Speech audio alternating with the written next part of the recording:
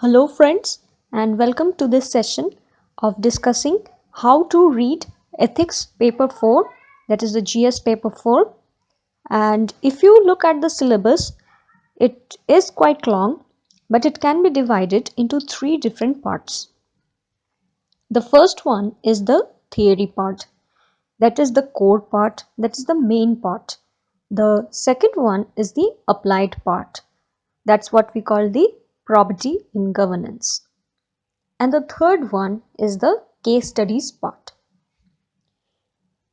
Now, if you look at the syllabus, it says ethics and human interface. That is the first point. The second one is attitude. The third is aptitude and foundational values. Fourth one, emotional intelligence and concepts. Fifth one, contributions of moral thinkers. Sixth one, public and civil services values and ethics in public administration.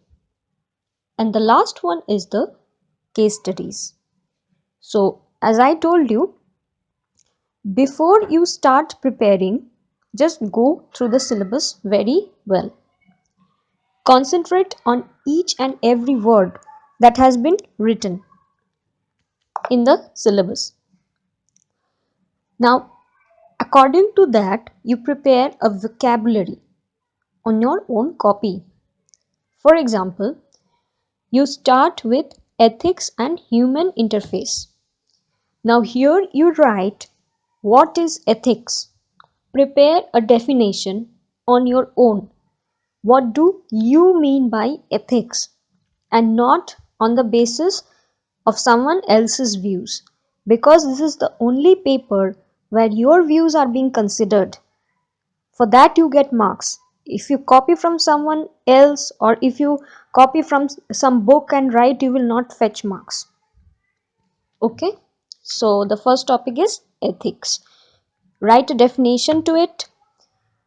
Then you can compare it with other points like morality. So you write what is ethics, what is morality, what is the difference between the two, the essence of ethics, determinants of ethics, why is ethics needed in public life, and the different dimensions of ethics. So see, from one word ethics, how many dimensions I'm trying to bring up. Please note this. You try to bring up dimensions to all the topics that are provided. So I gave you an example of ethics. You do the same for morality, for attitude, for aptitude, and all this.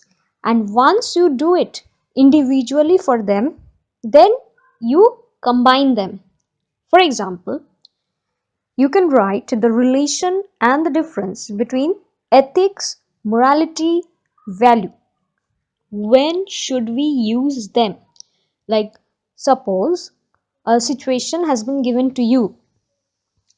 For example, you see an accident victim and he or she is lying on the road, severely injured, and you are on your way for your meeting. And that is very important. You cannot skip, you cannot afford to be late in that meeting. Some VIPs are coming and you have to attend them. Something of that sort. I'm just giving an example. So there comes the question, will it be ethical? Will it be moral or for you to take that victim to the hospital, or will it be ethical, moral for you to go to skip him or her and attend your meeting? So these are the type of questions that are being asked. And see, you cannot find it in any book. You have to think yourself. Now, as I was saying, so this was just an overview of how you have to prepare for this paper. After you do this, you can come right to the second part, attitude. Now, whenever you are preparing for a particular topic, you can write its pros, its cons, and how it can be used in daily life. For example, attitude. Write the definition, how attitude is formed or changed, the structure, function, and how it shapes the human behavior. Now, there is a theory of attitude change that is called the persuasion, and you can just remember this. It's a crux. Who says what to whom? So it will help you in making definitions, providing all the dimensions: social, economic, political, technological, and geographical, whatever else you find. And then move on to emotional intelligence, emotional quotient, and the code of conduct. So this completes your second thing, that is the attitude. Now we move on to the third one, that is the aptitude. Aptitude and foundational values of civil service. Now this foundational values for civil service is common for both your static part and your case studies part. Now there are certain values like leadership, objectivity, integrity, honesty, empathy, compassion, non-partisanship, accountability, tolerance, efficiency, effectivity, responsibility. Like this, there are many foundational values of civil service. Now, some of these values are rule-based, some are generic values. So you have to write each of their definitions and divide them into two groups, the ones which are rule based and others which are generic values. And with it, you have to read the reports of two things. One is the second ARC report. Don't just read the entire report, read only the beginning part. So that will help you, the summary part of second ARC, because the entire report is too long and it will take a lot of time, and we don't need to read actually the entire report. And the other one is the Nolan Committee report. So it will give you 7 values, and those values are very important from your static part, their definitions, and also their applications in the case studies part. And also, whenever you are writing the definition, write an example along with the definition from your own life experience, or not from someone else's life, from your own life experience.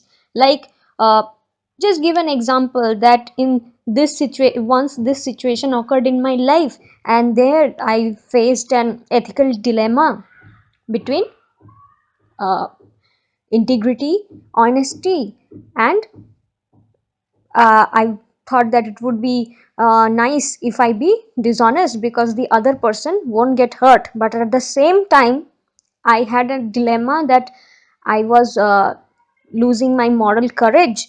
So finally, I opted for honesty.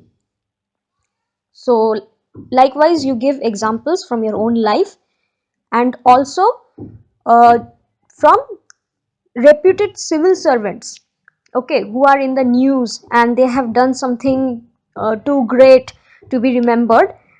These news keeps coming in the Hindu newspaper, so it is very obvious that if you read the newspaper, you can quote their examples of the concerned persons.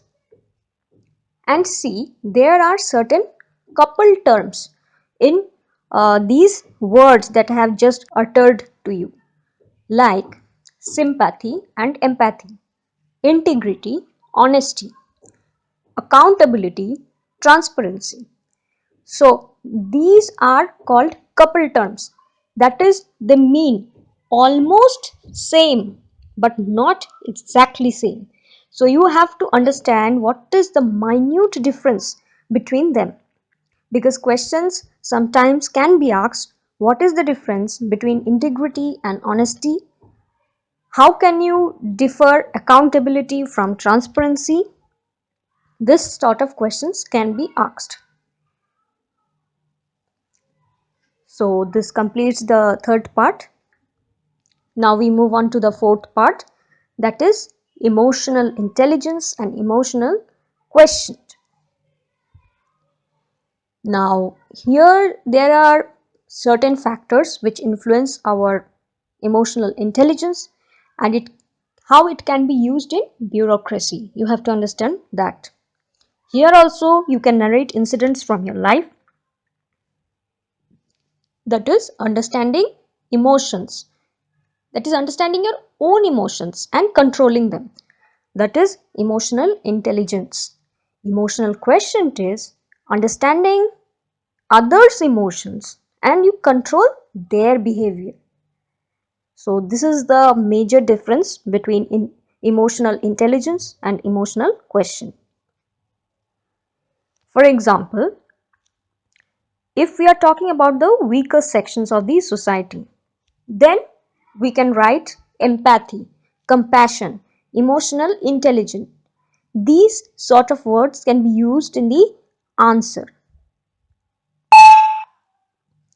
Now, emotional questions can be reflected in these two words, empathy and compassion.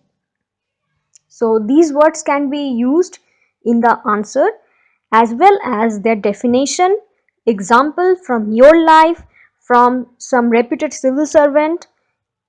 These things should be prepared in your copy. And this is what you have to learn for your ethics paper. You don't have to mug up, you have to think more and more. Now the fifth one is the moral thinkers. Now there are two parts, the Western moral thinkers and the Indian ones. It was not so important earlier, but last year they have asked questions on this, so we cannot skip this part. Now here we have to understand what are the dimensions. You can write it down somewhere or you can just listen to what I am saying. The dimensions are ends as a means for determination of ethics. So this was said by Benthos. Then we have to read about Mahatma Gandhi, Mother Teresa, Immanuel Kant, and Immanuel Kant he says that means are more important than ends. So if by any means you can make your end a success, then you can use that method. It is his views. Then we have to read about universalism by Rabindranath Tagore. He talked about it. And Swami Vivekananda and what he said on education. So these are the main moral thinkers that have to be covered. This is a must. And then you can move on. If you think that you can quote someone else, then you can read about him or her.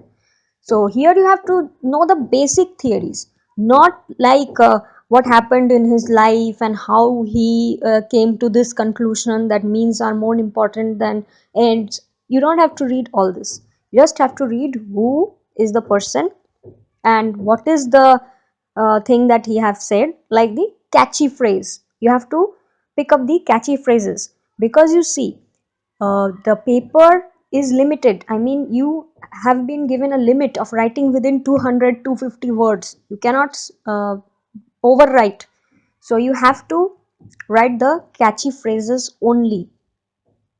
You can read the full theory for your understanding, but at the end of the day, in your mind, there should be the name of the person and the catchy phrase that he has said. So whenever you do the answer writing for moral thinkers, you can use their quotations also in your essay paper. It will help you. But whenever a question is being asked on moral thinkers, then in the first paragraph you have to explain the meaning of his phrase that is being given in the question. In the second paragraph, you have to say that how that particular concept is important for civil society and the civil service. And then you have to supplement it with a contemporary example. The final paragraph, that is the third paragraph, you have to give a 2-line brief conclusion. And in the fourth paragraph, you provide a futuristic approach. That is, what is the way forward? Okay. So that was all about the theory part, that is the core part. Now we come to the last one, that is the probity in governance. So this is the applied part. Okay. And I tell you, in the core part and in this probity in governance part, questions come directly. They are asked directly, and it is very easy. If you make notes in the way I have told you, you will be able to answer each and every questions. And you don't have to mug up. If you understand the concepts, you can write in your own words, and that will fetch you marks rather than mugging up definitions and writing them. Now in probity in governance, the focus is on changing aspect within system using the human resource. How can you use the human resource to bring about certain changes on the ongoing system? So the most important chapter in this section is good governance. Okay, and there are 8 characters under it: the rule of law, transparency, accountability, effectivity, efficiency, responsiveness, non-partisanship, census development. Now connect these with the fundamental values of or foundational values of civil service. Remember, I had told you in the aptitude part, foundational values of civil service, and these 8 characters under good governance, you have to correlate them. And there are mechanisms to achieve these 8 characters. Like for transparency, you have the RTI, right to information. So it is a practical tool. For accountability, you have the Lokpal, Lokayukta, CVC, social audit, example the Narega we have. Then the citizens charter, e-governance. Now you have to understand this e-governance part. It is very important because nowadays we are all talking about e-governance. So what is it and what are the values with respect to ethics? Okay, and most of this part you will get in the second ARC report, that is the report 4 under it, which reads ethics in governance. You have to read that second ARC report, and under it report number 4, ethics in governance. You have to read that. Do not read the entire report again. You have to read the introduction, the conclusion, and what government finally wants to achieve. That's all you have to read in that report and nothing else. Now, whenever you write an answer under this probity in governance, that answer should be philosophical as well as it should contain the current affairs part. Okay, like what are the new ways in which government is trying to promote e-governance? We all know that we are trying to slowly move from this cash based society to a cashless society using e-governance. Okay, then there is a concept of e-jail that is being spoken about. So these things you have to be in touch with the newspaper every day. Now next topic is ethics in international relation, international funding and corporate governance. This is the most important part which most of the aspirants skips, but we will not skip it. We have to read this part. And what to read in under this? Now for example, the refugee crisis that is going on all over the world, and now USA is trying to ban immigration. So these things are going on in the news. So you have to understand how humanity is at stake. What is short or long term solution? What is the humanistic aspect of this international funding? Okay, not only legally, but you have to understand the humanistic approach also, because even in your service or in your life sometimes you will face such problems where there will be a dilemma between the legal and the moral one. Legally you might be wrong, but morally you will think that okay, I am right. And sometimes you will think that even if I am morally right, I should not do it because it's legally wrong. Okay? And then what are the human rights crisis? And whenever you write answer in this section, just supplement it with appropriate factual data, which comes in again the most important newspaper, the Hindu. You have to pick up facts from there. Like, for example, I'm just saying, suppose 55% of human population are now undergoing refugee crisis. Like this you have to write. Okay, supplement data, and whenever you write data, just write the source beside it, from where you have got it. Okay, and then like there are many other issues under it, like the nuclear disarmament, life saving drugs issue. Okay, recently that issue had come up in the newspaper. Then we move on to the corporate ethics. Here we just have to read through things, the crony capitalism and the case studies. That's all. Now, once you see the question in the question papers, you try to identify which are the chapters which are involved in that particular question. And then you just be specific that your answer hovers around that particular chapter and bring in the vocabulary from there.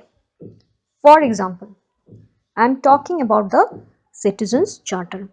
Suppose there is a question on Citizens Charter. Then you immediately think in your mind that it is under probity in governance. So you try to use words like transparency, accountability, efficiency. Now from where am I getting these words? These are those 8 characters that I told you is under the good governance. So immediately in your mind it should come that whatever I write, these words are the one which should be in my answer in whatever way possible, because the examiner tries to find the words. Okay, now there is a pending reform, providing legal backing to the Citizens Charter. So we all must be aware of that and follow the news regularly. Now the last one that I am going to tell you is the case study. In case study, most of us we fail to write properly. We feel that okay, we have given all the opinions that we want and we have written a beautiful case study, but there are certain points that are being missed, usually by the aspirants. The first one is, after you get the question, you please try to identify the stakeholders. What are the characters of your movie that is being given to you in plain and simple words? After you identify the stakeholders, try and write down the corresponding issue with them. Okay? Then you try to figure out the aspects that are involved, like the person who is taking the bribe. So that is a profit for him. But again, the person who is being ignored in this process, it is a loss for him. So this gives you a complete picture of what the case is trying to tell you and what the question is demanding from you.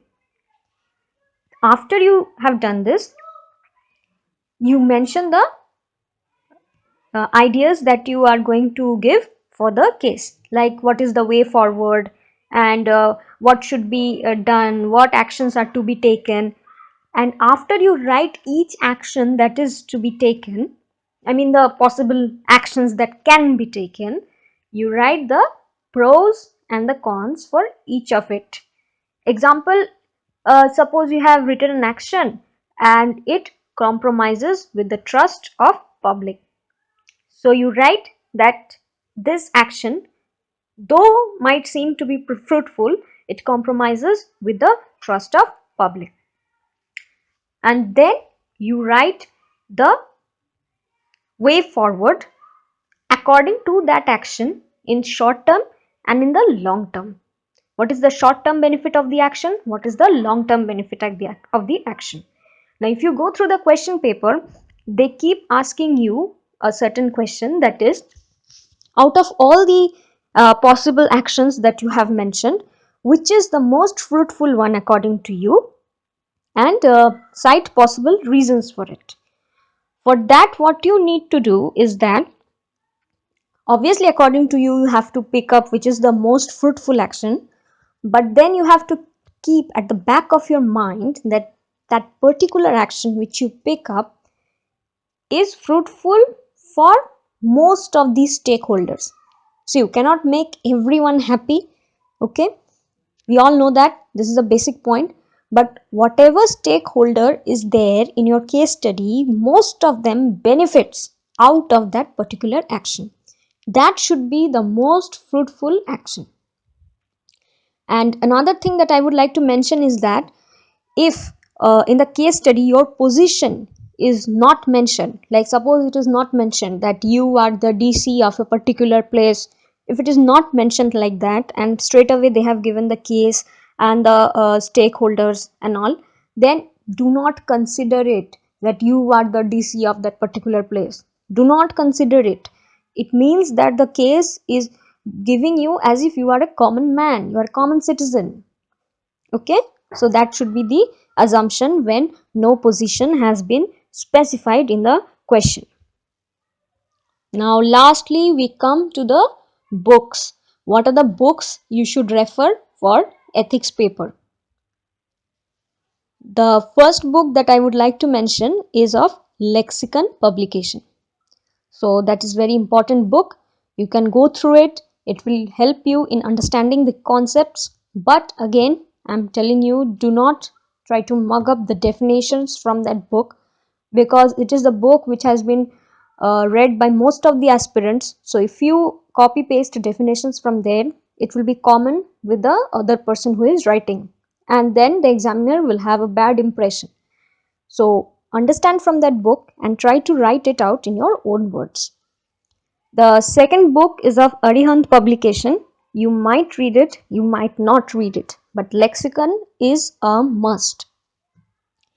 The third most important thing is, already I have told you, the second ARC report, and under it the report number 4. Okay. Then is the Yojana, the magazine which I had mentioned even during the video on how to prepare for prelims. So Yojana magazine is important. You can take up data from there, you can take up concepts, you can take up examples, names of schemes. So there are many things you can take up from there to enrich your mains answer. The fourth one is that you see that whenever you read the Hindu newspaper, there is a reader's reply section that is given at the bottom of the editorial page. You don't need to read it every day like that. I mean, if just have a look at it every day, and if you find somewhere that someone has given a very good opinion or a catchy phrase, you can just pick it up from there and write it in your notebook. So I think that if you do this, you will be able to answer your ethics paper very nicely, and you will yourself be satisfied after you write the paper, and it will fetch you marks, which is the main thing. See, our motive is not to gain too much knowledge, but to pass through the exam. So it will help us to pass through the ethics paper 4, because the marks of this paper matters a lot, and the essay paper too. The rest of the papers are general. People usually fetch marks which are almost similar, just 1 or 2 or maybe 5-6 marks there and here. But if you score very low in ethics paper 4, then it becomes very difficult to get a rank. So ethics paper 4 should be studied in this way. And that's all. Thank you. Hope to meet you soon. And please do watch our videos. Keep watching the videos, and just leave a comment if you think that we need to improve on something. So it will help us. And please do subscribe to our channel. And thank you for listening.